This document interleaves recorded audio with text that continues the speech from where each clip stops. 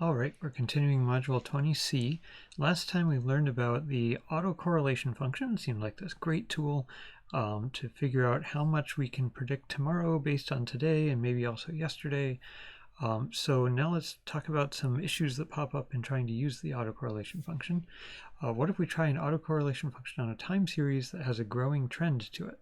So on this sheet, ACF on trend, I'm simulating a just plain old trend with a slope of 0.3 that's specified in B5, and then just some randomness around this growing trend. So let me show you the formula I'm using. It's B5, which is the trend slope, times A10, which is the time, this is in cell C10, plus norm SN of B10, that's our rand uniform of 0, 1, times the sigma value from B6, and that just goes on for 250 or so data points. Let's sonify that if we can.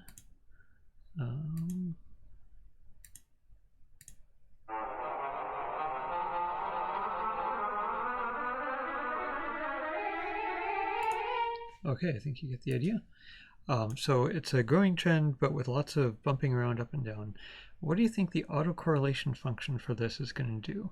Here I have it in F15 calculated at lag of 0. We get an autocorrelation of 1, as we always do. What do you think the autocorrelation at lag 1 is going to be? How does yesterday help predict today, for example? What do you think the autocorrelation at lag 2 is going to be? So we're basically asking, if today's value is large, if yesterday's value is large, what does that say about today's value? Does that mean that today will also be large, or will today be small if yesterday was large?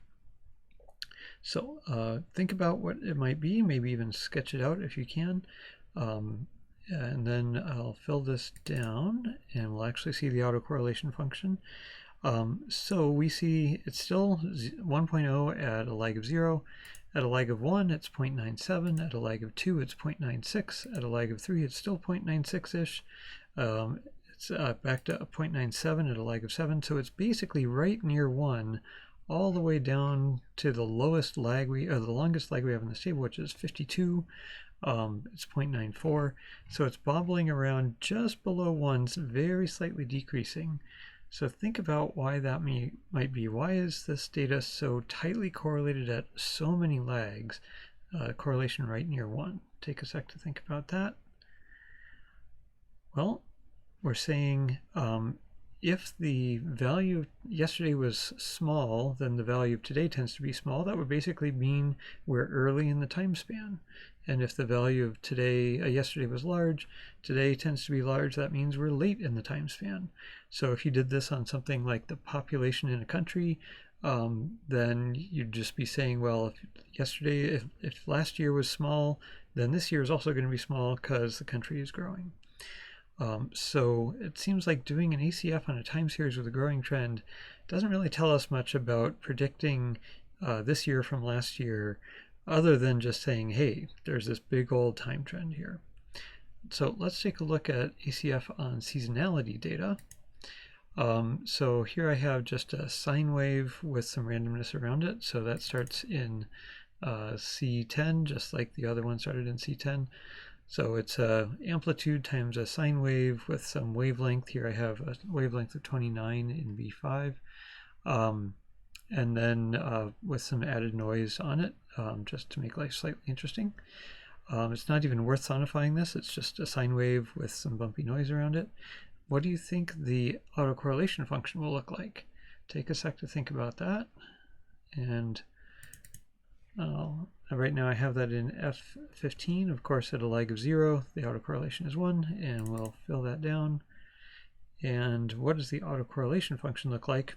It looks like a sine wave, or maybe a cosine wave, because it starts high at a value of 1.0, but it dips down, goes negative near 1.0 at the bottom of the cycle, and then it comes back up to a value near 1.0 right around time 29, and the wavelength of the sine wave time series here is also 29. Maybe that's a coincidence. We can change the wavelength. Let's make it, how about 14? Everyone likes 14. And now the peak of the ACF after the initial peak at lag 0 is at an x value of 15. So that's not a surprise maybe. So what's this saying? It's saying if 15 time periods ago was a large value, then now would also tend to be a large value. If the wavelength was 12, for example, we'd say, oh, that's probably temperatures in summer. And the low point halfway through the cycle would be saying if the temperature 6 months ago was large, then the temperature now tends to be small or low. So again, the ACF isn't really telling us about like predicting today from yesterday or this period from last period, other than just, hey, there's a cycle going on and sometimes it's summer and sometimes it's winter. So we seem to have this problem with time series that have trends or seasonality to them and the ACF not meaning what we want it to mean. So on the stationarity tab here, we define something that tells us what it really means to have an ACF that's behaving the way we want. So in the next video, I'll read out the stationarity tab and the next tab, also causation, and I'll also put them in the course logbook. See you in the next video.